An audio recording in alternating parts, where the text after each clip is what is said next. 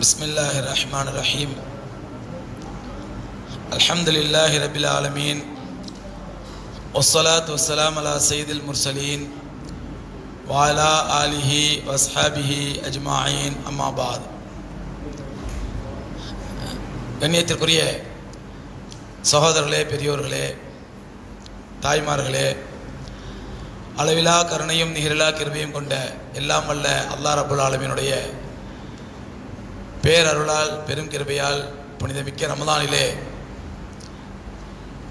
நாம் எல்லாம் அல்லாஹ்வுடைய அருள்மறை குர்ஆனை கேட்பதற்கும் பேசுவதற்கும் வல்ல ரப்புல் ஆலமீன் நமக்கெல்லாம் நசீபை வழங்கியதை போன்று எதை பேசுகின்றோமோ எதை கேட்கின்றோமோ அதன்படி நம்முடைய வாழ்க்கையிலே அமல் செய்வதற்கும் அதன் மூலமாக நம்முடைய இருலோக தலைவர் எம்பெருமானார் ஹபீப் ஸல்லல்லாஹு அலைஹி வஸல்லம் அவர்களுடைய ஷஃபாஅத்தையும் நெருக்கத்தையும் பெறக்கூடிய பாக்கியத்தையும் அல்லாஹ் நம் எல்லோருக்கும் தந்தருள்வானாக என்று துஆ செய்த வண்ணம் இன்றைய திருக்குர்ஆன் விரிவுரையை ஆரம்பம் செய்கின்றேன். அன்புக்குரியவர்களே, நேற்றைய தினம் யூதர்களை பற்றியும் அவர்கள் உருவான வரலாறுகளை பற்றியும் தற்காலத்தில் அவர்கள் செய்து கொண்டிருக்கக்கூடிய உலகளாவிய மிகப்பெரிய சூழ்ச்சிகளை பற்றியும் நேற்றைய தினம் உங்களுக்கு சொன்னேன். அதிலே யூதர்கள் எகிப்திலே எப்படி உருவானார்கள், எகிப்திலே எப்படி வசித்து வந்தார்கள் என்று பார்க்கும் பொழுது அங்கே எகிப்தினுடைய பூர்வ குடிகளாக இருந்தவர்கள் கிபுத்திகள். இவர்கள் யூதர்கள் தங்களுக்கென்று ஒரு நாடே இல்லாமல், தங்களுக்கென்று ஒரு தேசம் இல்லாமல் ஊர் ஊராக நாடு நாடாக பரதேசியாக சுற்றி கொண்டிருந்தவர்கள். ஏனென்றால் அல்லாஹ் குர்ஆனில் சொல்லிவிட்டான், துரிபத் அலைஹிம் தில்லத்து வல் மஸ்கனா, அவர்கள் மீது இழிவும் வறுமையும் சாட்டப்பட்டு விட்டது. இழிவு ஏன் சாட்டப்பட்டுச்சுன்னா அவங்களுடைய கெட்ட குணங்கள்னால. யாருக்குமே நம்பிக்கையாக இருக்க மாட்டாங்க, விசுவாசமாக இருக்க மாட்டாங்க. யாரெல்லாம் அவர்களை நம்புகிறார்களோ அவர்களுக்கெல்லாம் நம்பிக்கை துரோகம் செய்வாங்க. அப்படிப்பட்ட ஒரு மோசமான சமுதாயம் யூத சமுதாயம்.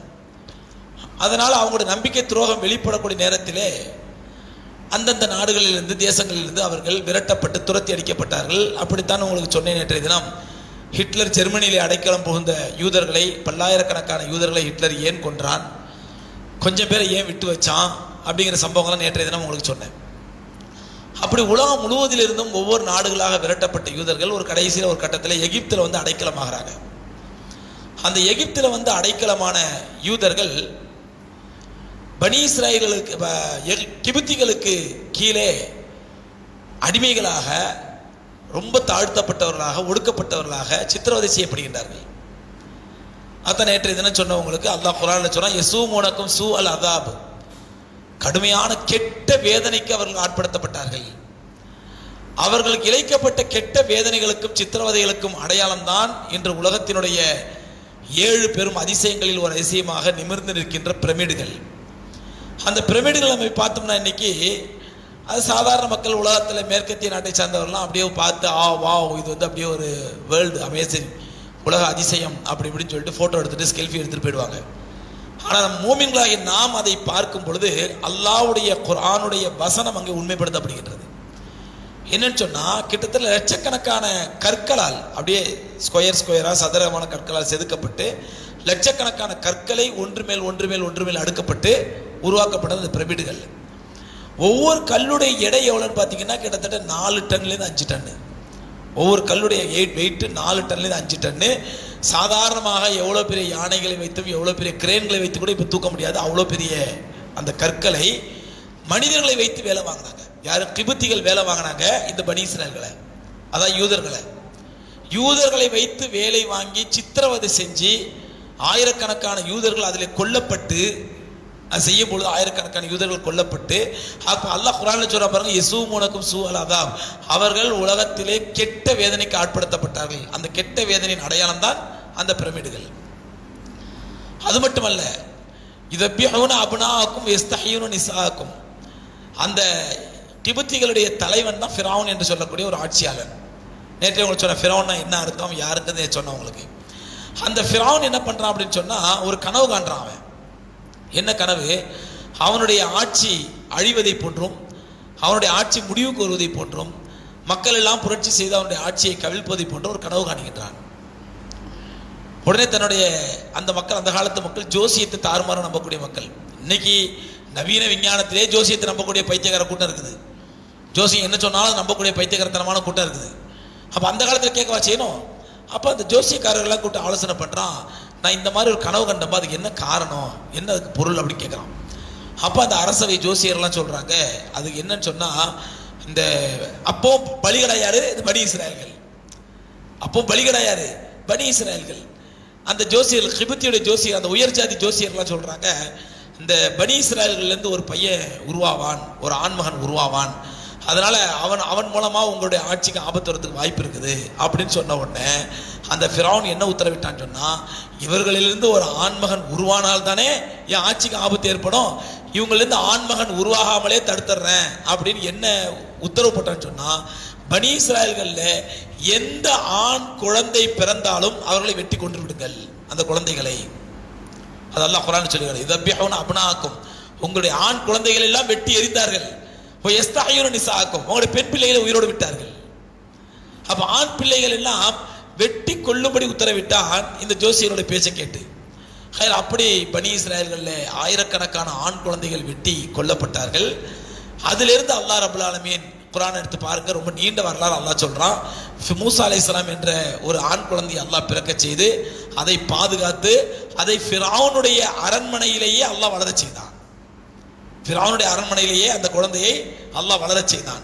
வளரச் செய்து பிற்காலத்தில் மூசா அலைஹிஸ்ஸலாமே அந்த ஃபிரௌனுக்கு மிகப்பெரிய ஒரு எதிரியாக, ஃபிரௌனுடைய ஆட்சியை அழிப்பதிலே மிகப்பெரிய ஒரு பங்கு கொண்டவர்களாக உருவாகிறாங்க.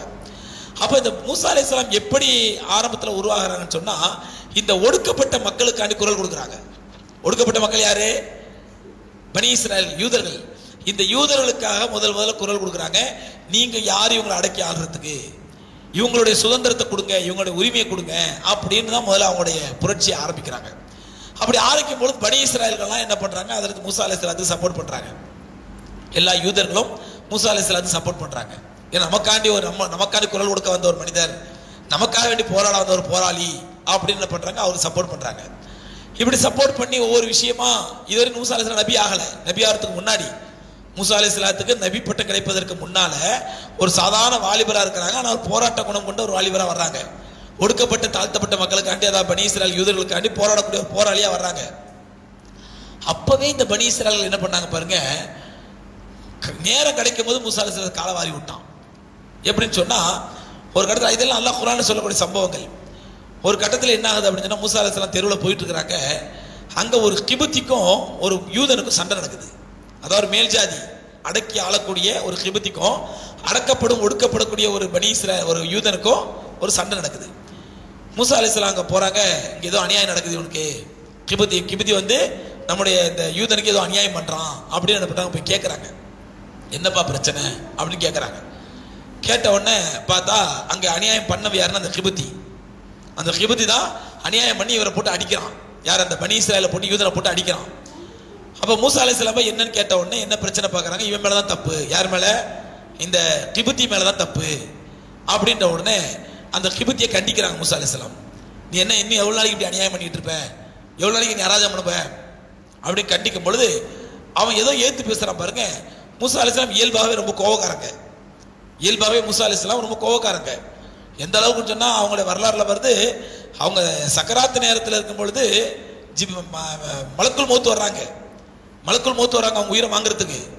அப்போ என்னுடைய உயிரை தான் வாங்க வந்திருக்காங்க, ஓங்கி அடிக்கிறாங்க மூசா அலைஹிஸ்ஸலாம். மலக்குல் மௌத்தை ஒரு கண்ணு போயிடுது, திரும்பி அல்லாட போறாரு ஒரு மலக்குல் மௌத்து. எல்லாம் மூசா என்ன ஓங்கி அடிச்சிட்டாரு, என் கண்ணு பாதிக்கப்பட்டுடுச்சு அப்படின்னு சொல்லி அது ஒரு சம்பவம். ஆதாரப்பூர்வமான ஹதீஸ் இருக்குது, அப்புறம் சொல்றேன் இன்ஷா அல்லாஹ் வாய்ப்பு கிடைக்கும் போது. அவ்வளோ கோவக்காரரு. அப்படிப்பட்ட கோவக்காரரான மூசா அலைஹிஸ்ஸலாம் அந்த கிபுத்தி என்ன பண்றாங்க, ஓங்கி ஒரு அடி அடிக்கிறாங்க பாருங்க. நல்லா பாருங்க, ஒரே அடியில ஒருத்தன் சுருண்டு விழுந்து செத்து போறானாக்கா எவ்வளவு பலமானவரா இருப்பார் அவரு. ஒரே அடி அடிக்கிறாங்க, ஓங்கி சுருண்டு செத்து போயிடுறான். யாரு? அந்த கிபுத்தி விழுந்து செத்து போயிடுறான். செத்து போனவன மூசா அலைஹிஸ்ஸலாத்துக்கு பயம் வந்துருது. ஆஹா, நம்ம சும்மா தான் அடிச்சு செத்து போயிட்டானே, இது நாளைக்கு அரசவைக்கு பிரச்சனையா போயிடுச்சுன்னா நமக்கு பிரச்சனை பண்ணுவாங்கன்னு சொல்லிட்டு அந்த பனி இஸ்ராயல் சொல்றான், அந்த பரப்ப இது உனக்காண்டி தான் இவன் அடிச்சேன், இவர் செத்து போயிட்டான், இது யார்கிட்ட நீ சொல்லாத அப்படின்னு சொல்லிட்டு இவங்க இப்படி போயிடுறாங்க. பனி இஸ்ராயல் அப்படி போயிடுறான். ஊர் பூரா பரவலாயிடுது. யாரோ செத்து கிடக்கலாம், யாரோ அடிச்சிட்டாங்க அப்படியே அமுங்கி போச்சு அந்த பிரச்சனை. யாருக்கு அடிச்சாலும் கண்டுபிடிக்க முடியல. திரும்ப ஒரு நாள் ஒரு வருஷமோ 2 வருஷமோ கழிச்சு இன்னொரு பிரச்சனை பார்த்தா அந்த பிரச்சனையிலையும் அதே சம்பந்தப்பட்ட பனி இஸ்ராயேல், எந்த பனி இஸ்ராயலுக்காக வேண்டி ஒரு கிபுத்தியை அடிச்சு கொண்டாங்களோ அதே பனி இஸ்ராயேல் இன்னொரு கிபுத்தியோட பிரச்சனை பண்ணிட்டு இருக்கான் அதே ஆளு.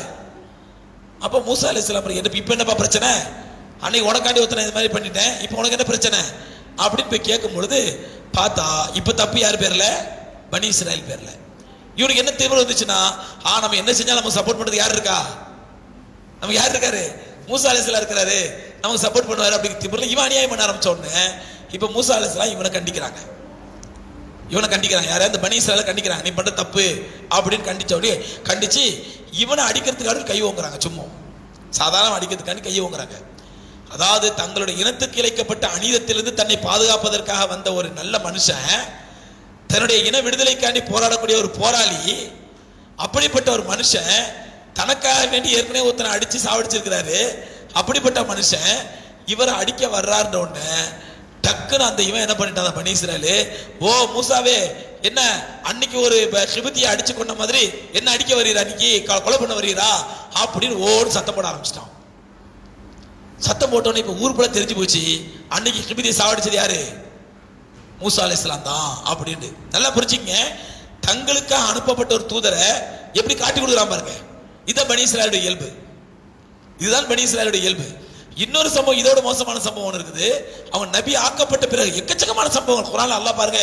பனி இஸ்ராயேல் குறைஞ்சு வாய்ப்பு, தயவு செஞ்சு உங்க எல்லாத்துக்கும் அன்பான வேண்டுகோள் சொன்னா, வாய்ப்பு கிடைக்கும் போது கொஞ்சம் குர்ஆன் தர்ஜுமா பாருங்க. நமக்காண்டி அருளப்பட்ட வேதம் இது. அதை பார்த்தாதான் கொஞ்சமாவது நமக்கு புரியும், மார்க்கம் என்னன்னு புரியும், குர்ஆன் என்னன்னு புரியும். இதெல்லாம் இப்ப நான் சொல்லும் போது உங்களுக்கு அசத்து நல்லா அருமையா கதை சொல்றாரு அப்படின்னு நினைப்பீங்க. இது நான் சொல்ற கதை இல்ல, அல்லாஹ் சொல்லக்கூடிய கதை. அல்லாஹ் குர்ஆன்ல சொல்றான், மூசா அலைஹிஸ்ஸலாம் அந்த கிபுத்தியை அடிச்சது, அவன் செத்து போனது, திரும்ப இவன் அவனை காட்டி மூசா அலைஹிஸ்ஸலாத்தை காட்டி கொடுத்தது, இதெல்லாம் அல்லாஹ் குர்ஆன்ல சொல்றான்.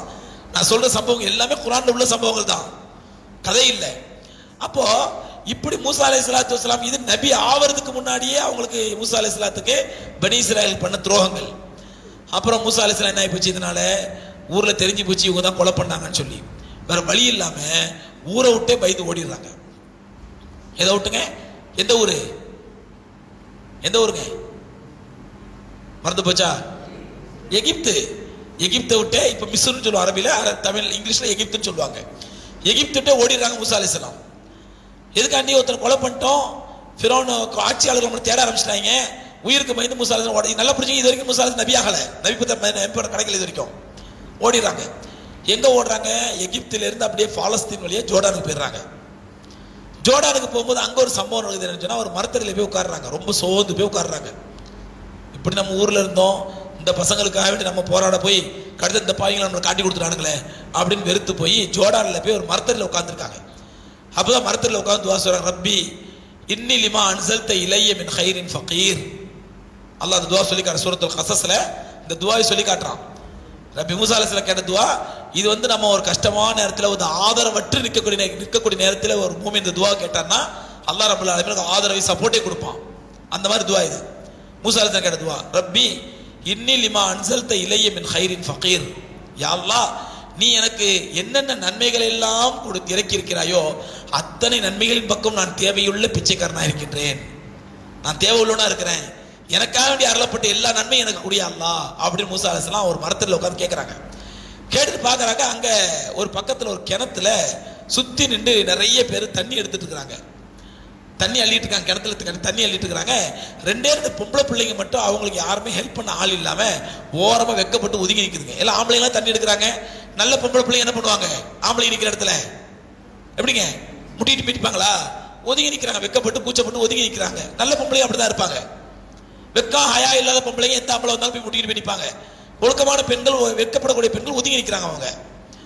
அப்போ மூசா அலைஹிஸ்ஸலாம் அந்த மரத்தடியில் உட்கார்ந்து இருக்கிறாங்க, எல்லாரும் தண்ணி பிடிக்கிறாங்க. தண்ணி பிடிச்சிட்டு இந்த 2 பெண்கள் மட்டும் வெக்கப்பட்டு ஓரமா ஒதுங்கி நிற்கிறாங்க. இந்த ஆம்பளைங்க பூரா தண்ணி அள்ளிட்டு, அந்த கிணத்துல தண்ணி அள்ளிட்டு ஒரு பெரிய 2 பாறாங்களை தூக்கி என்ன பண்றாங்க, அந்த கிணத்து மேல தூக்கி வச்சுட்டு மூடிட்டு போயிடுறாங்க. இவங்க 2 பேர் நிற்கிறத கவனிக்காம, 2 பொம்பளை பிள்ளைங்க நிற்கிறாங்களே அவங்களுக்கு ஒரு தண்ணி பிடிச்சி கொடுப்போம் அப்படிங்கிற ஒரு இறக்கம் இல்லாம, அவங்களை கவனிக்காம, அவங்கள பத்தி கேர் பண்ணாம இந்த ஆம்பளைங்களாம் தண்ணி பிடிச்சிட்டு என்ன பண்றாங்க, பெரிய பாறாங்களை தூக்கி அந்த கிணத்து மேல தூக்கி வச்சுட்டு போயிடுறாங்க. இவங்க 2 பொம்பளை பிள்ளைகள் பாவம் சோகமா நிக்குதுங்க. இதை பார்த்து மூசா அலைஹிஸ்ஸலாம் இறக்கப்பட்டு என்ன பண்றாங்க, அந்த பிள்ளைங்கள்ட்ட போய் கேட்கறாங்க, என்னம்மா உங்களுக்கு பிரச்சனை உடனே, இந்த மாதிரி எங்க அத்தா வந்து ரொம்ப வயசானவர், எங்க வீட்டில் ஆம்பளைங்க யாரும் கிடையாது, நாங்க தண்ணி எடுக்க வந்து அந்த ஊர்ல உள்ள ஆம்பளைங்கெல்லாம் தண்ணி எடுத்துட்டு பெரிய பாறாங்களை தூக்கி வச்சுட்டு போயிட்டாங்க அப்படின்னு அந்த பெண்கள் தலை குனிஞ்சுக்கிட்டே வெக்கப்பட்டு தலை குனிஞ்சுக்கிட்டே அவர்கிட்ட சொல்றாங்க. அப்போ மூசா அலைஹிஸ்ஸலாம் என்ன பண்றாங்க, சரி உதவி செய்யலாம்னு சொல்லி இவங்க போய் என்ன பண்றாங்க, அந்த பாறாங்கல்ல ஒரே ஆளா சேர்ந்து 4-5 பேர் தூக்கணும் அந்த பாறாங்கல்ல. மூசா அலைஹிஸ்ஸலாம் இயற்கையான பலசாலி, அந்த பாறாங்கல்ல தூக்கி என்ன பண்றாங்க, அவங்களுக்கு தண்ணி எடுத்துக்கமான்னு சொல்லிட்டு இவங்க போய் மரத்தில் உட்காந்துறாங்க. தண்ணி எடுத்துட்டு போன அந்த 2 இதெல்லாம் குர்ஆன்ல உள்ளதுங்க, கதை இல்லை. சூரத்துல் கஸஸ்னு ஒரு சூரா இருக்குது. சூரத்துல் கஸஸ்ங்கிறது எத்தனாவது சூரான்னு சொன்னா அதே உங்க நம்பர் சொல்லிடுறேன். அதுல அல்லாஹ் உங்களுக்கு டீட்டெயிலாக சொல்றான், மற்ற சம்பவங்களை துண்டு துண்டா அங்கங்க சொல்றான். நீங்க குர்ஆன் எடுத்து பாருங்க, குர்ஆன் எடுத்து பாருங்க. 28வது அத்தியாயம் சூரத்துல் கஸஸ்ங்கிறது 28வது அத்தியாயம். அதுல இந்த சம்பவத்தெல்லாம் அல்லாஹ் சொல்றான். அப்ப இவங்க இந்த பெண்ணுக்கு தண்ணிக்கு ஹெல்ப் பண்ணிட்டு இவங்க ஓரமா போய் உட்கார்ந்துறாங்க. அந்த பெண்கள் தண்ணி எடுத்துட்டு போனவங்க திரும்ப வர்றாங்க. 2 பேரும் தண்ணி கொண்டு வீட்டில் வச்சுட்டு திரும்ப வர்றாங்க. வந்து எங்க அத்தா உங்களை கூப்பிடுறாங்க, உங்களை சந்திக்கணுமா அப்படின்றாங்க. அப்போ மூசா அலைஹிஸ்ஸலாம் என்ன பண்றாங்க, எதுக்குமா, என்ன விஷயம்? இல்லை நீங்கள் எங்களுக்கு ஹெல்ப் பண்ணதுவே எங்கள் அத்தாட்ட சொன்னோம், எங்கள் அத்தா வந்து அப்படியே அவர் யாரும் கூப்பிடுமா, அவர் வந்து சந்திக்கணும்னு சொன்னாங்க, எங்கள் அத்தாவால் அங்கே வர முடியாது, உடம்பு சரியில்லாத ஒரு வயசானவர், நீங்கள் வாங்கன்னு. அப்போ மூசா அலைஹிஸ்ஸலாம் என்ன பண்ணுறாங்க, நீங்கள் முன்னாடி போங்க, நான் பின்னாடி வரேன்னு வர்றாங்க. ஒரு அந்நிய பெண் ஒரு அந்நியான கூப்பிடுறாங்க. அப்போ எப்படிப்பட்ட ஒரு ஒழுக்கத்தை கடைபிடிக்கணும்னு சொல்றாங்க பாருங்க. நீங்க முன்னாடி போங்க, சாரி நான் முன்னாடி போறேன், நீங்க 2 பேரும் பின்னாடி வாங்க. எங்க திரும்பணும்னு சொன்னா வலது பக்கம் திரும்பணும்னு சொன்னா வலது பக்கம் ஒரு கள்ளத்தூக்கி இப்படி போடுங்க, நான் வலது பக்கம் திரும்புறேன். இடது பக்கம் திரும்பணும்னு சொன்னா இடது பக்கம் ஒரு கள்ளத்தூக்கி போடுங்க, இடது பக்கம் திரும்புறேன் அப்படின்னு சொல்லி எனக்கு வழிகாட்டுங்க அப்படின்னு அந்த 2 பெண்களும் அக்கா தங்கச்சியும் பின்னாடி இருந்து வர்றாங்க. இவங்க மூசா அலைஹிஸ்ஸலாம் முன்னாடி நடந்து போயிட்டு இருக்காங்க. அவங்க சொல்ற வழிப்படி நேரம் வீட்டுக்கு போறாங்க. அங்க வீட்டில் போய் யாருன்னு பார்த்தோம்னா அந்த பெரியவர் ஹதரத் ஷுஐப் அலைஹிஸ்ஸலாத்து வஸ்ஸலாம். அவங்க யாருங்க, நபி ஷுஐப் அலைஹிஸ்ஸலாத்து வஸ்ஸலாம். இன்னைக்கு ஜோர்டான்ல வாதிய ஷுஐப் என்று சொல்லக்கூடிய இடத்துல அவங்களுடைய கபர் இருக்குது. நான் பல தடவை அங்கே போய் நபி ஷுஐப் அலைஹிஸ்ஸலாத்து வஸ்ஸலாம் அவங்களுடைய கபரை நாங்கள் ஜியாரத் செஞ்சிருக்கிறோம். பல தடவை அல்ஹம்துலில்லாஹ் போயிருக்கிறேன். அப்போ அந்த வாதிய ஷுஐப்ல தான் அங்கே ஷுஐப் அலைஹிஸ்ஸலாத்து வஸ்ஸலாம் இருக்கிறாங்க. அவங்க பார்த்துட்டு கேட்குறாங்க, தம்பி உங்களுடைய குணாதிசயங்கள் இதெல்லாம் பார்க்கும் பொழுது நீங்கள் பின்னாடி நபியா அனுப்பப்படுவீங்க போல தெரியுது. இதில் மூசா அலைஹிஸ்ஸலாம் நபி பட்டம் கிடைக்கல. ஷுஐப் அலைஹிஸ்ஸலாம் அந்த ஜோர்டான் மக்களுக்கு நபியா அனுப்பப்பட்டவங்க. அவ இப்படி ஹெல்ப் பண்ணான்னு கூப்பிட்டு பேசுறாங்க. பேசிட்டு சொல்றாங்க, சரி நான் வந்து என்னுடைய நீங்க வந்து எனக்கு வந்து 8 வருஷம் என்கிட்ட வேலை செய்யுங்க, 8 வருஷம் என்கிட்ட வேலை செய்யுங்க, நான் அந்த வேலைக்கான கூலியை மகராக எடுத்துக்கொண்டு என்னுடைய மகளை உங்களுக்கு திருமணம் முடித்து தருகின்றேன் அப்படிங்கிறாங்க. இங்க நல்ல கவனிங்க சகோதரர்களே, ஒரு ஆணை பார்த்து ஒரு பெண் விரும்புவதும் ஒரு பெண்ணை பார்த்து ஒரு ஆண் விரும்புவதும் அல்லாஹ் இயற்கையாக அமைத்த இயல்பு, இயற்கை. இன்னைக்கு இங்கிலீஷ்ல லவ்னு சொல்றாங்கல்ல, ஒரு ஆணை பார்த்தாலும் பெண்ணுக்கு லவ் வருது, ஒரு பெண்ணை பார்த்தாலும் ஆணுக்கு லவ் வருதுன்னு. இந்த லவ் என்று சொல்லக்கூடிய காதல் இருக்குது பாருங்க, இது இயற்கையாகவே ஏற்படக்கூடியது. அது நபி ஷுஐப் அலைஹிஸ்ஸலாத்து வஸ்ஸலாம் நபியுடைய மகளாக இருந்தாலும் கூட அவங்களுக்கு காதல் ஏற்பட்டுச்சு. யார் மேல? ஹதரத் மூசா அலைஹிஸ்ஸலாம் மேல. தனக்கு இப்படிப்பட்ட உதவி செஞ்ச உடனே அவங்களுக்கு ஒரு காதல் ஏற்பட்டுச்சு. உடனே அவங்க மூசா அலைஹிஸ்ஸலாத்துக்கு ஐ லவ் யூ மெசேஜ் அனுப்பல, ஐ லவ் யூ மெசேஜ் அனுப்பல, அல்ல லெட்டர் எழுதல, லவ் லெட்டர் எழுதல. என்ன பண்ணாங்க, தன்னுடைய தந்தை இடத்துல போய் சொல்றாங்க. நல்லா புரிஞ்சுக்கங்க. அதாவது இன்னைக்கு இளைஞர்கள், குறிப்பா முஸ்லிம் இளைஞர்களும் முஸ்லிம் இளம்பெண்களும் தடுமாறி போறது, அவர்களுக்கு இயல்பான இஸ்லாத்தை சொல்லாமல் இயல்புனா என்ன, இயற்கைனா என்ன, அல்லாஹ் இந்த இயல்பான மார்க்கத்தில் நமக்கு சொன்ன வழிகாட்டுதல் என்ன, இதெல்லாம் தெரியாதனால தான் நிறைய குடும்பங்கள்ல அசிங்கம், ஓடி போறது, கற்பழிப்பு, தூக்குல தொங்குறது, ஊரை விட்டு ஓடி போறது, இந்த எல்லா பலாயும் நடக்குது. இயல்பாகவே அல்லாஹ் ரப்பல் ஆலமீன் இயற்கையாகவே ஒரு வயது பருவத்தை அடையும் பொழுது ஒரு பெண்ணை பார்த்தால் ஒரு ஆணுக்கு இயல்பாக ஈர்ப்பு ஏற்படுவதும் ஒரு ஆணை பார்த்தால் பெண்ணுக்கு ஏற்படும் இயல்பு. அந்த இயல்பு, அந்த ஈர்ப்பையும் அந்த இயல்பையும் அந்த காதலையும் யாரால் தடுக்க முடியாது. எப்படி பசி எடுத்தா பசிச்சா சாப்பிடணுமோ, தூக்கம் வந்தா தூங்கணுமோ, பருவ வயதை அடைந்து விட்டால் ஒரு ஆணுக்கு பெண் மீதும் பெண்ணுக்கு ஆண் மீதும் ஈர்ப்பு ஏற்படுவது இயல்பு. அந்த இயல்பு தான் அங்கே ஏற்பட்டது. அந்த இயல்புக்கு வடிகால் என்ன, அந்த இயல்புக்கு தீர்வு என்ன, அதற்கு ரெமெடி என்ன, சொல்யூஷன் என்ன அப்படிங்கிறது இஸ்லாம் சொல்லிக் கொடுத்த ரெமெடி தெரியாமல், இஸ்லாம் கற்றுக் கொடுத்த அழகான தீர்வு தெரியாமல் கண்ட தன்னுடைய இச்சையினுடைய தீர்வை தெரிய அலைவதனால்தான் அங்க என்ன ஆகுது, விபரீதங்கள் நடக்குது. ஒரு பெண் ஒரு ஆணை விரும்புறா, ஒரு ஆண் ஒரு பெண்ணை விரும்புறா. அத்தாட சொன்னோன்னு அத்தா அடிச்சு போல, உனக்கு இந்த வயசுல தாசம் வந்துருச்சா, ஏன் இந்த கோபம் தேவையில்லை, இது இயல்பு. நம்ம எப்படி குழந்தைகளுக்கு வந்து ட்ரெஸ் போட சொல்லி கொடுத்தோமோ, குழந்தைகளுக்கு வந்து சின்ன சின்ன ஒழுக்கங்களை கற்றுக் கொடுத்தோமோ, அதே மாதிரி இந்த மாதிரி ஒரு விஷயத்தை ஒரு பெண்ணுக்கோ ஆணுக்கோ ஒரு ஈர்ப்பு ஏற்படும் பொழுது முதல்ல அவன் போய் ஒரு பெண் மீது ஈர்ப்பு ஏற்படும் போது ஒரு பையன் போய் தந்தைட்டு தான் போய் சொல்லணும். அந்த மாதிரி தந்தை ஒரு பையனுக்கு ஃப்ரெண்டா நடந்துக்கணும். முதல்ல தந்தைட்டு போய் சொல்லணும். ஆனா இவன் யார்கிட்ட முதல்ல போய் சொல்லுவான்? முதல்ல அவன் தான் ஃப்ரெண்டு போய் சொல்லுவான். அவனும் 2 கட்டான், இவனும் 2 கட்டான். முடிவெடுக்க முடியாத பருவம். இவனும் 2 முடிவெடுக்க முடியாத பருவம், அந்த ஃப்ரெண்டும் முடிவெடுக்க தெரியாத பருவம், எந்த மெச்சூரிட்டி இல்லாத பருவம், இம்மெச்சூர் பருவம். அவன்கிட்ட போய் சொல்ல இவனுக்கு என்ன ரெமெடி கிடைக்கும்? அப்போ ஒரு பையன் என்ன பண்ணும்? ஒரு பெண் பால் ஈர்ப்பு ஏற்பட்டால் முதலில் சொல்ல வேண்டிய தன்னுடைய பெற்றோர் இடத்திலே, தன்னுடைய தாய் இடத்திலோ தந்தை இடத்துல சொல்லணும். ஒரு பெண்ணுக்கு அதே மாதிரி ஒரு ஆண் பால் ஈர்ப்பு ஏற்பட்டால் அந்த ஈர்ப்பை முதல்ல போய் சொல்லணும், தன்னுடைய தாய் இடத்துல சொல்லணும், தன்னுடைய தந்தை இடத்துல சொல்லணும். தாய் தந்தையர்கள் மார்க்கம் தெரிந்தவர்களா இருக்கணும். இந்த மாதிரி ஏற்படுறது இயல்புங்கிறத அவங்க புரிஞ்சிருக்கணும். இது அல்லாஹ் ரசூல் சொல்லக்கூடிய தீர்வு என்னங்கிறது அவங்க தெரிஞ்சிருக்கணும்.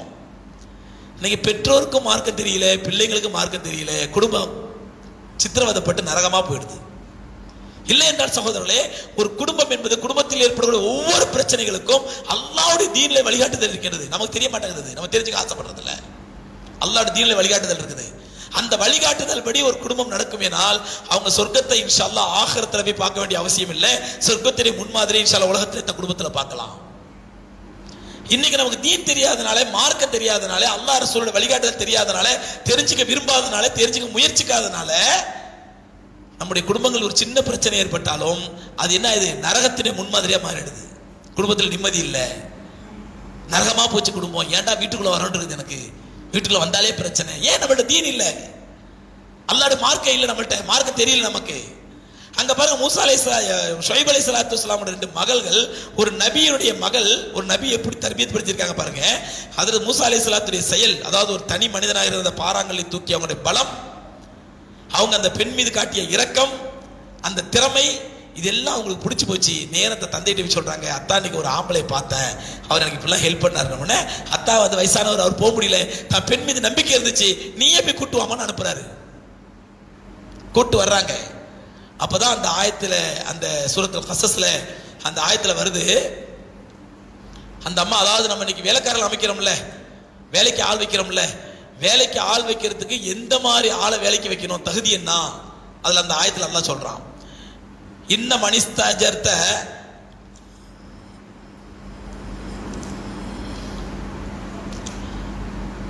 யா அபதி காலத்தி ஹதாகுமா, அல்லாஹ் சொல்றான், காலத்தி ஹதாகுமா, அந்த 2 பெண்களில் ஒரு பெண் தன்னுடைய தந்தை இடத்துல சொன்னால், யா அபதி, என்னுடைய தந்தையே, இஸ்தாஜிர்ஹு, அவரை நீங்க வேலைக்கு வச்சுக்கங்க.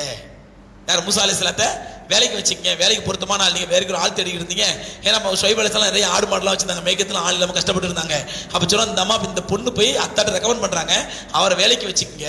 ஏனென்றால் இல்ல ஹைர மனிஸ்தஜர்த அல் கவியுல் அமீன், நீங்க வேலைக்கு வைக்கக்கூடிய ஆள் திறமைசாலியும் கூட, நம்பிக்கைக்குரியவரும் கூட. இந்த அம்மா சொல்றாங்க, யார்? அந்த பெண், அதாவது மூசா அலைஹிஸ்ஸலாத்தை பத்தி தன்னோட தந்தைட்டு ரெக்கமெண்ட் பண்றாங்க. இப்போ நம்ம வேலைக்கு ஆள் வைக்க என்னைக்குமே நல்லா புரிஞ்சுக்கங்க, ஒரு வேலைக்கு ஆள் தேர்தா இருந்தா இந்த 2 தகுதி இருக்கணும். என்ன? அல் கவி, அல் அமீன். அதாவது அவரிடத்துல ஸ்கில் இருக்கணும், திறமை இருக்கணும். 2வது நம்பிக்கை இருக்கணும், விசுவாசம் இருக்கணும். திறமையும் விசுவாசமும் உள்ளவரை தான் நீங்க வேலைக்கு வைக்கணும். இதுக்கு அல்லாஹ் வழிகாட்டுறான். ஒரு வேலைக்கு ஆள் தேர்தா இருந்தா கூட நீங்க எம்ப்ளாய்மெண்ட் ஆஃபீஸ் நடத்தினாலோ, அல்லது எம்ப்ளாய்மெண்ட் வச்சு நீங்க விளம்பரம் பண்ணி இன்டர்வியூ வச்சு செலக்ட் பண்ணாலோ 2 குவாலிஃபிகேஷன் தான் பார்க்கணும். 1 குவாலிஃபிகேஷன், தகுதி, திறமை. 2வது விசுவாசம், நம்பிக்கை. இந்த 2 ரொம்ப முக்கியம். இதுல 1 குறைஞ்சாலும் வேலையாளை வச்சு நீங்க நஷ்டத்துக்கு ஆளாயிடுவீங்க. இந்த அம்மா இந்த 2 எப்படி சொல்றாங்கன்னு சொன்னா, அவருடைய திறமையை பார்க்கறாங்க. எந்த விஷயத்துல? அவ்வளோ பெரிய பாறாங்கல்ல ஒரு தனி ஆளை தூக்கி வைக்கிறாரு. அப்ப நல்ல கவி, திறமையானவர், நல்ல ஸ்கில் உள்ளவர், ஆற்றல் உள்ளவர்.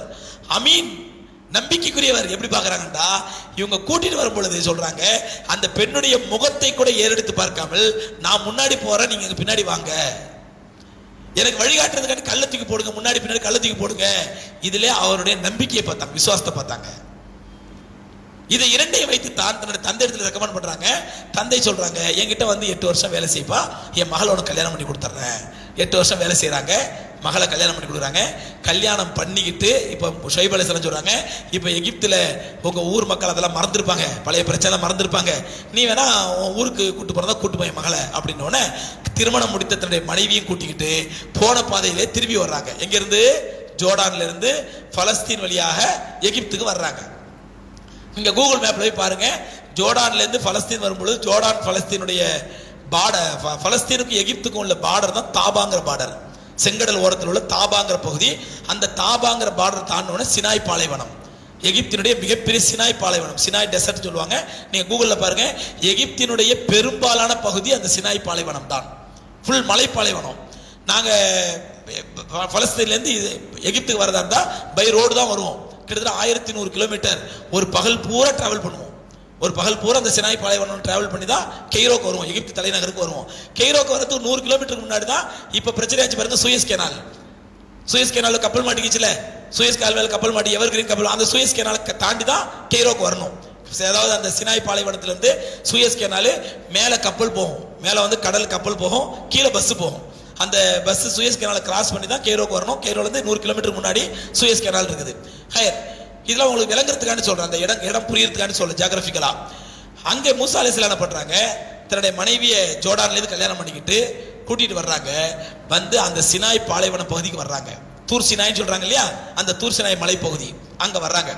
வரும்பொழுதுதான் மனைவி அதுக்குள்ள கர்ப்பமா இருக்கிறாங்க. மனைவி 6 மாசமா 7 மாசமா கர்ப்பமா இருக்கிறாங்க. கர்ப்பிணியான மனைவியை கூட்டிட்டு வராங்க. கடுமையான குளிர், இருட்டு பிரயாணத்துல வந்துட்டு இருக்கிறாங்க. வரும்பொழுது பார்த்தா தூரத்துல ஒரு நெருப்பு தெரியுது, தூரத்தில் நெருப்பு தெரியுது. அது ஒரு மலை பிரயாணம் தான், நெருப்பு இருக்கும், அங்கே யாரும் ஆள் இருக்காங்க போல தெரியுது. நம்ம அவங்கள்ட்ட போய் ஏதாவது ஹெல்ப் கேட்போம், இரவு நேரமா இருக்குது, ஏன்னா நெருப்பு ரொம்ப முக்கியம், குளிர்காயத்துக்கு நெருப்பு தேவைப்படும், வெளிச்சத்துக்கு நெருப்பு தேவைப்படும்.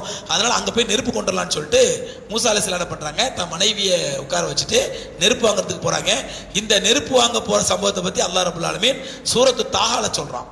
சூரா தாஹா வந்து 19வது சூரான்னு நினைக்கிறேன், 20வது சூரா, 20வது அத்தியாயம். அதுல சூரத்து தாஹால அல்லாஹ் சொல்றான், மூசா அலைஹிஸ்ஸலாம் என்ன பண்றாங்க, ஃபலம்மா தாஹா நூதிய யா மூசா அல்லா தாக்க ஹதீஸ் மூசா. நபியே அல்லாஹ் ரசூலாட்ட கேட்கிறான், மூசா அலைஹிஸ்ஸலாத்துடைய செய்தி உங்களுக்கு வந்துருதா, கேள்விப்பட்டிருக்கிறீங்களா? இது ரா நாரன், அவர் ஒரு நெருப்பை பார்த்த பொழுது ஃபகாலலி அஹ்லிஹி, தன்னுடைய மனைவிடத்தில் சொன்னார், உம்குசு, இங்கே தங்கிருமா, இன்னி ஆனஸ்து நாரன், நான் போய் ஒரு நெருப்பு எடுத்துட்டு வர்றேன், லல்லி ஆத்திக்கு மின்ஹா பிகபஸின் அவ் அஜிது அலன் நாரிஹுதா, அங்க போனா நான் அந்த நெருப்பு கிட்ட போனா நமக்கு ஏதாவது யாராவது வழிகாட்டுறது ஒரு கைடு கிடைக்கலாம், அல்லது நெருப்பு துண்டு எடுத்துட்டு நம்ம குளிர்காயத்துக்காக பிரயோஜனம் வரும், இங்கே இருமா அப்படின்னு மனைவி உட்கார வச்சுட்டு இவங்க அங்க போறாங்க. எங்க அந்த நெருப்பு இருக்க இடத்துக்கு போறாங்க. ஃபலம்மா அத்தாஹா, அந்த நெருப்பு இருக்க இடத்துக்கு போன பொழுது, அதான் தூர்சினாய் மலை, அந்த தூர்சினாய் மலை கிட்ட போன உடனே நூதிய யா மூசா, ஒரு அசரீரி சத்தம் கேட்டது, மூசாவே என்று ஒரு சத்தம் கேட்டது. இங்கதான் மூசா அலைஹிஸ்ஸலாத்துக்கு நுபுவத் கிடைக்குது, தூர்சினாய் மலையில தான் நுபுவத் கிடைக்குது. அது வரைக்கும் நபி ஆகல அவங்க. யா மூசா, மூசாவே என்ற அசரீரி சத்தம் கேட்டது. அந்த சத்தம் என்ன சொல்லுது, இன்னி நிச்சயமா நான், ஆனா ரப்புக்க, நான் தான் ஒரு ரப்பு, நான் தான் உன்னுடைய ரப்பு, ஃபஹ்லான் அலைக்க, உம்முடைய 2 செருப்புகளையும் கழற்றி விடுங்கள், இன்னக பில் வாதில் முகத்தஸ் துவா, என்றால் நீங்கள் ஒரு பரிசுத்தமான பள்ளத்தாக்கில் இருக்கின்றீர்கள், உங்கள் செருப்பை கழட்டுங்கள் அல்லாஹ் உத்தரவிட்டான். மூசா அலைஹிஸ்ஸலாம் செருப்பை கழட்டிட்டு உள்ள போறாங்க. அங்கே ஒரு எந்த நெருப்புன்னு பார்த்தா ஒரு பச்சை மரம், ஒரு பச்சை மரம் பற்றி எரிஞ்சுக்கிட்டு இருக்குது. இன்னைக்கு சகோதரர்களே அந்த மரம் பேர்னிங் புஷ் என்ற பெயரிலே அந்த மரம் இன்னும் இருக்குது. அந்த ஒரு மூலையில ஒரு மலைக்கு மூலையில பேர்னிங் புஷ் இங்கிலீஷ்ல பேர் அதுக்கு, அதான் எரியக்கூடிய புதர், அது புதர் மாதிரி இருக்குது. இன்னைக்கு கிறிஸ்தவர்கள் அங்க நிறைய வர்றாங்க, யூதர்கள் அங்க வர்றது இல்ல, கிறிஸ்தவர்கள் அங்க நிறைய வர்றாங்க. அவங்க ஒரு சர்ச் கட்டிருக்காங்க, பெரிய சர்ச் கட்டி சென்ட் கேத்தரின் அப்படிங்கிற, அந்த காலத்துல சென்ட் கேத்தரின் யாரோ ஒரு லேடி இருந்துச்சு, அந்த லேடி பேர்ல சென்ட் கேத்தரின் சர்ச்சுன்னு சர்ச் கட்டி, அந்த சர்ச்சுக்குள்ளதான் நம்ம போய் பார்க்கணும். மூசா அலைஹிஸ்ஸலாத்துக்கு வஹி வந்த இடத்த நம்ம போய் பார்க்கணும், பார்க்க அனுமதிக்கிறாங்க. ஹைர் அங்க அல்லாஹ் ரப்பல் ஆலமீன் மூசா அலைஹிஸ்ஸலாத்துக்கு அந்த பேர்னிங் புஷ்ங்கிற இடத்துல, அந்த பற்றி எரியக்கூடிய பச்சை மரம், அந்த இடத்துல அல்லாஹ் ரப்பல் ஆலமீன் அவங்களுக்கு வஹியை கொடுத்து நபியை கொடுத்து அனுப்புறான். இப்ப மனைவியை கூட்டிக்கிட்டு நுபுவத்தை பெற்றோட மூசா அலைஹிஸ்ஸலாத்துக்கு அல்லாஹ் உரையாடல் நடக்குது. சூரா தாஹா எடுத்து பாருங்க, 20வது ஜுஸ்ல சொன்னேன் இல்லையா, ஆரம்பத்துல மூசா அலைஹிஸ்ஸலாம் கேக்குற, யா அல்லாஹ் நான் வந்து இப்ப மூசா அலைஹிஸ்ஸலாம் இயற்கையா வந்து திக்குவாய், அவங்களுக்கு பேச வராது, திக்குவாங்க, நானே ஒரு திக்குவாய், என்ன நபியா அனுப்புனா நான் போய் எப்படி அல்லாஹ் அங்க போய் சொல்ல முடியும் அப்படின்னு கேட்கறாங்க. அதுக்கு முன்னாடி அல்லாஹ் என்ன பண்றான், அவங்களை தர்பியத் படுத்துறான். மூசா அலைஹிஸ்ஸலாத்தை தர்பியத் படுத்துறான். எப்படி தர்பியத் படுத்துறான், மூசா அலைஹிஸ்ஸலாம் அந்த பேச்சுவார்த்தை நடக்கும்போது அல்லாஹ் கேட்கறான், அந்த சூரத்து தாஹாவுடைய ஆரம்பத்துல 20வது ஜுஸ்ல கேட்கறான், ஒமா பி தில்க பி யமீனிக யா மூசா, மூசாவே உங்களோட வலது கையில் என்ன இருக்குதுன்னு கேட்டான். ஒமா தில்க பி யமீனிக யா மூசா, மூசாவே வலது கையில் என்ன இருக்குது? மூசா அலைஹிஸ்ஸலாம் கால ஹியா அஸாய், இது என் கம்பு, ஒரு அஸா வச்சுட்டாங்க மூசா அலைஹிஸ்ஸலாம் கையில, கம்பு வச்சிருக்கேன், அந்த அதோட நிறுத்தி கூட மூசா அலைஹிஸ்ஸலாம் தெரிஞ்சு போச்சு, பேசுறது அல்லாஹ், பேசுறது யாருங்க? அல்லாஹ். நமக்கு பிடித்தமானவங்க பேசுனாங்கன்னா அவங்க நிறைய பேச நினைப்போம்ல, அப்படிதானே? பிடித்தமில்லாத ஆளா இருந்தா சரி சீக்கிரம் வைங்க, நம்ம வேலையா இருக்கேன் வைன்னு வச்சிருவோம். பிடித்தமான ஆளா இருந்தா மணிக்கணக்கில் பேசுவான், நீ பேசுறாங்களா இல்லையா? பசங்க லவ் பண்ணா லவ்வர்ட்ட மணிக்கணக்கில் பேசுவான். ஆனா கல்யாணம் ஆயிட்டா சரி சரி போதும், அப்புறம் ஆபீஸ்ல வேலையா இருக்க மையன்னு வச்சிருவான். அதுக்கு முன்னாடி ரொம்ப பிடிக்குது மணிக்கணக்கில், அப்புறம் அப்புறம் சரி அப்புறம் அது முடிச்சிடும், இவன் இழுத்துட்டே இருப்பான் பேச்ச. அப்ப மனிதனுடைய இயல்பு தனக்கு யாரை பிடிக்குமோ அவங்களோட அதிகமா பேச நினைப்பான். அப்ப மூசா அலைஹிஸ்ஸலாம் பார்த்தாங்க, தான் பேசுறது அல்லாஹ்னு தெரிஞ்ச உடனே இவங்க ஓவரா பேச ஆரம்பிச்சிட்டாங்க. அல்லாஹ் கேட்டா உமா தில்க பி யமீனிக யா மூசா, மூசா வலது கையில் என்ன இருக்குதுன்னு கேட்டான். கம்பு அல்லாஹ் அப்படின்னு சொல்லிட்டு போக வேண்டியதானே. இவங்க அதோட நிறுத்தாம காலஹி ஆசாய், இது கம்பு, அத்தவக்கவ் அலைஹா, நான் இது மீ சாய்ந்து உட்கார்ந்து கொள்வேன், பாஷுபியா அலாகனமி, என்னுடைய ஆடு மாடுகளுக்கு இலை பறிச்சு போடுவேன், ஒலியஃபியா மாறி போகிறா, இன்னும் இதுல நிறைய எனக்கு பிரயோஜனம் இருக்குது. இதெல்லாம் யார் கேட்டா? அல்லாஹ் கேட்டது ஒமா தில்க பி யமீனிக யா மூசா. மூசா இதெல்லாம் குர்ஆன் ஆயத்து, சூரத் தாஹ் எடுத்து பாருங்க, குர்ஆன் ஆயத்து. கையில என்ன இருக்குது? வலது கையில அசா இருக்குது, எல்லாம் முடிஞ்சு போச்சு. ஆனா அவங்க என்ன பண்ணிட்டாங்க, அல்லாஹ்ட்ட பேசுறாங்க சந்தோஷத்துல, இந்த அசாவை பத்தி ரொம்ப ஃபதாயில் சொல்ல ஆரம்பிச்சிட்டாங்க, அசாவுடைய சிறப்புகள். இந்த அசா வந்து அப்படிப்பட்டது, நான் ஆடு மாடுக்கு மேய்ப்பேன், சாஞ்சி உட்காந்துப்பேன், எனக்கு இதுல நிறைய பிரயோஜனம் இருக்குது. இதெல்லாம் சொன்ன உடனே அல்லாஹ் பார்த்தான், மூசா அலைஹிஸ்ஸலாத்துக்கு கொஞ்சம் பாடம் கற்றுக் கொடுக்கணும். ஏன்னா நபியாக போறாம்ல, தர்பியத் படுத்தணுமா இல்லையா? அதனால எல்லாம் என்ன பண்ணாண்டா, மூசா அலைஹிஸ்ஸலாம் தர்பியத் படுத்துன்னு சொல்லிட்டு, அப்படியா மூசா கால அல்கிஹா, அந்த தடியை கொஞ்சம் கீழே போடுங்கண்டா. அல்லாஹ் அல்கிஹா கீழே போடுங்கண்டா. மூசா அலைஹிஸ்ஸலாம் அல்லாஹ் சொல்றான்னு கீழே போட்டாங்க. பிறகு ஃபிதாஹிய ஹய்யத்துன் தஸா, அது படம் எடுக்கக்கூடிய பாம்பாக மாறி போச்சு. இப்போ மூசா அலைஹிஸ்ஸலாம் பயந்து ஓடுறாங்க, என்னடா அது கீழே போடுச்சுன்னா போட்ட பாம்பாகி போச்சு, பயப்படுறாங்க. இப்போ அல்லாஹ் சொல்றான் கால ஃபஹுத்ஹா, நபியை பிடிங்க, அந்த பாம்பை பிடிங்க, பாம்பை பிடிங்க. மூசா அலைஹிஸ்ஸலாம் பயப்படுறாங்க, பயப்படுறாங்க, பிடிக்குது, பயப்படுற பாம்பு இல்ல, இது தடியா வச்சு கீழே பிடிச்சி பாம்பாயிட்டா பயப்படுறாங்க. அல்லாஹ் சொன்னா வலா தஹப், பயப்படாதீங்க, பிடிங்க, சனுஈதுஹா சீரத்தல் ஊலா, நீங்க பிடிங்க, நான் மறுபடியும் பாம்பா தடியா மாட்டுறேன். நல்லா கவனிங்க, அல்லாஹ் போட சொன்னா போட்டாங்க, அது என்னவாயிடுச்சு? பாம்பாயிடுச்சு. அல்லாஹ் சொல்றான் பயப்படாதீங்க, பிடிங்க. கால ஃபஹுதுஹா வலா தஹப், நான் சொல்ற வார்த்தை எல்லாம் குர்ஆனுடைய வார்த்தை. ஹுதுஹா வலா தஹப், பிடிங்க, பயப்படாதீங்க. சனுஈதுஹா சீரத்தல் ஊலா, நீங்க அதை பிடிச்சிங்கடா, நான் மறுபடியும் எதாவது மாத்திடுவேன், எதாவது மாத்திடுவேன், கம்பா மாத்திடுவேன் அப்படின்னாங்க. இங்க அல்லாஹ் பார்க்கறான், மூசா அலைஹிஸ்ஸலாத்துக்கு நம்பிக்கை வருதா என் மேல, நீ பிடிச்சா நான் கம்பா மாத்துறேன் அப்படின்னு சொன்னதுக்கு பிடிக்கிறாரா? இல்லண்டா, இல்ல அல்லாஹ் கம்பா மாத்து பிடிக்கிறேன் அப்படின்னு சொல்றாரா? சொல்ல எழுதுங்களா? நம்ம எப்படிங்க, நம்முடைய ஈமான் எப்படி? அல்லாஹ் சொல்லுவான் தொழுவு உனக்கு பரக்கத் செய்றேன் அப்படின்டா, நாம முதல்ல பரக்கத்து கூட இல்ல, அப்புறம் தொழுதுக்கிறேன். இதை நம்ம அல்லாஹ் இல்லைங்க, நம்முடைய ஈமான் இப்படிதான். அல்லாஹ் சொல்லுவான் நீ பர தொழுபா, பிரச்சனை தீர்க்கிறேன், அதெல்லாம் இருக்கட்டும், நீ முதல்ல பிரச்சனை தீரு, அப்புறம் தொழுகிறேன். இதை நமக்கு அல்லாஹ்வுக்குள்ள மனநிலை. அங்க அல்லாஹ் சோதிக்கிறான், ஃபஹுதுஹா வலா தஹப் சனுஈதுஹா சீரத்தல் ஊலா, பிடிங்க, பயப்படாதீங்க, நீங்க பிடித்தால் நான் மறுபடியும் கம்பா மாத்திருவேன் அப்படின்னு சொன்ன வாக்குறுதியை நம்புறாரா? இல்லடா, இல்லையா, அல்லாஹ் பயமா இருந்தல, நீ முதல்ல அதை கம்பா மாத்திரல, அப்புறம் பிடிக்கிறல்ல அப்படி சொல்றாரா? அல்லாஹ் வைத்த அந்த சோதனையில் மூசா அலைஹிஸ்ஸலாம் வெற்றி பெற்றாங்க. அல்லாஹ்வுடைய வாக்குறுதியை நம்பி பிடிச்சாங்க, அது கம்பா மாறிடுச்சு. இப்ப கேட்டா அல்லாஹ், இப்ப என்னது கையில அப்படின்னா, முதல்ல கம்புன்னு சொன்னாங்கல்ல, இவ்வளவு பிரயோஜனம் சொன்னாங்களே, இப்ப என்ன கையிலன்னா, இப்ப மூசா அலைஹிஸ்ஸலாம் சொன்னாங்க, யா அல்லாஹ் நீ கம்பா மாத்தினா கம்பு, நீ பாம்பா மாத்தினா பாம்பு. இதான் ஈமான். சோலை ஈசா மூசா அலைஹிஸ்ஸலாத்தை அல்லாஹ் ரப்பல் ஆலமீன் தர்பியத் படுத்துகின்றான். ஒரு நபி, ஒரு முக்கியமான நபி, ஒரு மிகப்பெரிய ஒரு கேடுகட்ட சமுதாயத்துக்கு நபியா போறவங்க, அல்லாஹ்வோட லானத்திற்கும் சாபத்திற்கும் உரிய சமுதாயத்துக்கு நபியா போறாங்க. இவங்க எப்படிலாம் இருக்கணும்னு அல்லாஹ் ரப்பல் ஆலமீன் தர்பியத் படுத்துறான். அதுக்காண்டி அந்த சம்பவத்தை நிகழ்த்துறான்.